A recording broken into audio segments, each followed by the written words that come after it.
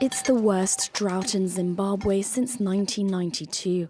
The country was once the regional agricultural powerhouse and grain exporter, but prolonged droughts in recent years have thrust the country into crisis levels of food insecurity.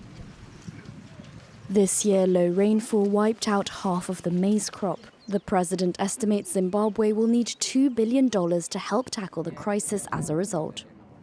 In his speech, he appealed to the United Nations, local businesses and aid agencies to help. I have declared a state of drought disaster due to the severe food situation caused by the El Nino effect. We are mobilizing resources to assist affected communities and mitigate the impact of this natural disaster. We stand together in solidarity during these challenging times. The drought is aggravated by El Nino, a climatic phenomenon that warms parts of the Pacific Ocean every 2 to 7 years. It usually causes below-average rainfall in southern Africa, but this year's drought has been the worst in decades.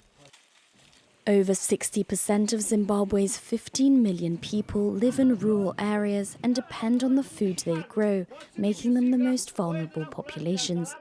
President Mnangagwa said the grain harvest this season would produce a little more than half of the cereals needed to feed the country.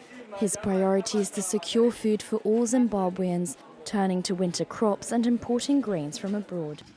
Since the beginning of the year, the United Nations World Food Programme has distributed food to some 2.7 million people threatened with hunger because of the drought.